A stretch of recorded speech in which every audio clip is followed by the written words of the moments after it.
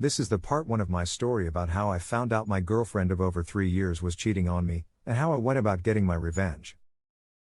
Don't forget to check out the rest of the story in our description. And please consider subscribe.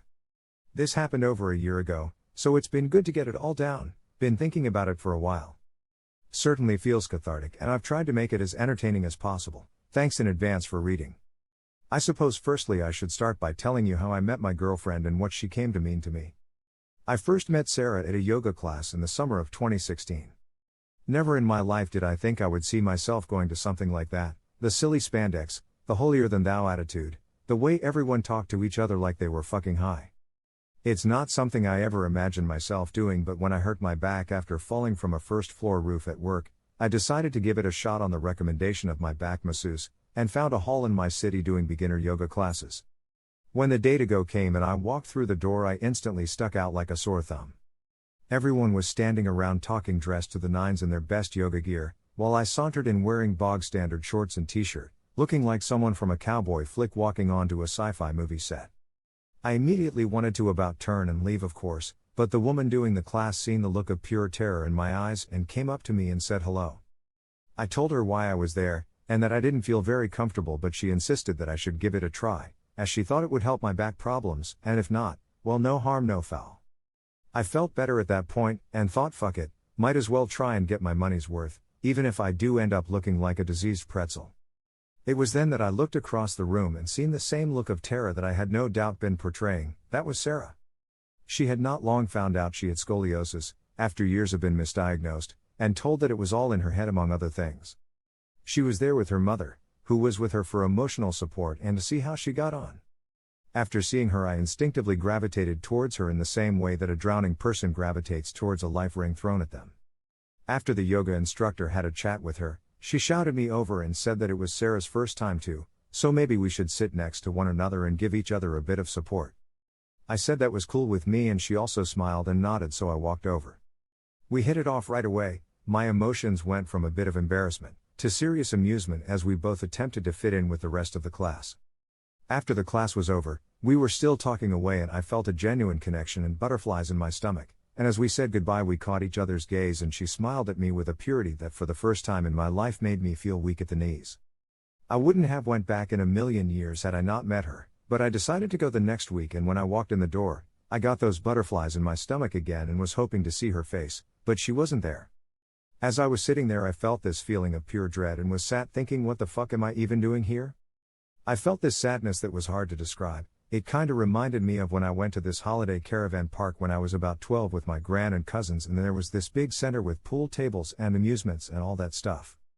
I remember seeing this girl there every night for a week and I instantly fell in love with her. Didn't say a fucking word to her right enough, but psyched myself up so that I was gonna try speak to her on the last night at the disco, but when we went down she wasn't there. I'll never forget that feeling of sadness as we went home. That girl had walked out my life, and she probably didn't even know she walked into it. I felt the same aching sadness when I didn't see Sarah. I knew nothing about her, had no way of contacting her, and felt this surreal sadness that was hard to quantify. About 4 months later, I was working on a roof repairing a truss damaged in a storm when we decided to stop for a break. As we made our way back to the van, the house owner came out and asked us if we wanted cups of coffee. We accepted and she came out with coffee and biscuits.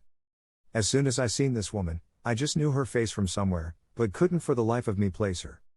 It wasn't until that night, after racking my brains, that I realized it was at that yoga hall I had seen her before, and it was Sarah's mother. The next day I was back finishing the job and the same thing happened. We stopped for a break, went down towards the van, and the woman came out asking if we wanted some coffee. After we finished up, I took the cups and biscuit wrappers back, and as I was passing them over to her I asked how her daughter was and was she still having back problems.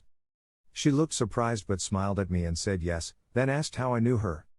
I replied that I'd spoke to her at a yoga class months back. She laughed and said she remembered me now.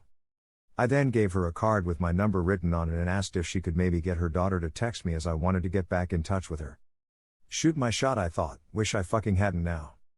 I got a text message that night from Sarah asking how I was and that she had looked for me again at the yoga hall but I wasn't there. Turned out she had went back the week after me, as she thought it was bi-weekly. We met up soon after, really hit it off again, and after 8 months she moved in with me. She was funny, smart and sweet, as well as being the most uniquely beautiful person I'd ever met. She had a whimsical beauty to her, pointed ears and defined features. She reminded me of Ashiel or something. I truly thought I'd found my soulmate. She had moved into my home and everything was going great guns. She was on disability and got personal independence payments, and was getting steroid injections for her scoliosis, which along with painkillers and exercises were keeping her pain at bay. We would alternate the cooking, while she done the cleaning, and took care of our cat Mitzi. I was also making good money, so we were in a comfortable position financially. When I got back from work, we'd always be doing things like going out walks or the like, just always in each other's company. It was at this point I was seriously contemplating proposing to her. Things changed around Halloween 2019. Our sex life was always very active, but there were times when she occasionally wasn't up to it, and I was fine with that. We'd work around positions that were comfortable for her due to her back problems, but I'd say in general, she had a high sex drive.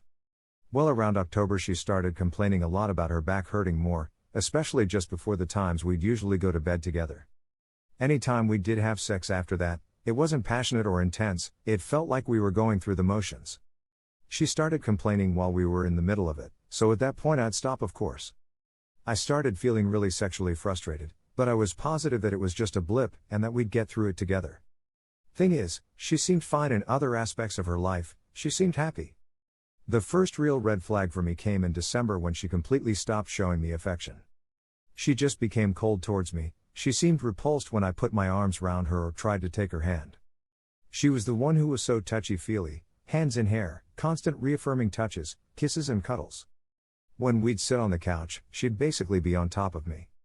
That all completely stopped, didn't for Mitzi though. Yes, that's right, I ended up jealous of our cat. Thank you for watching, and please check out the second part of the story in the following description.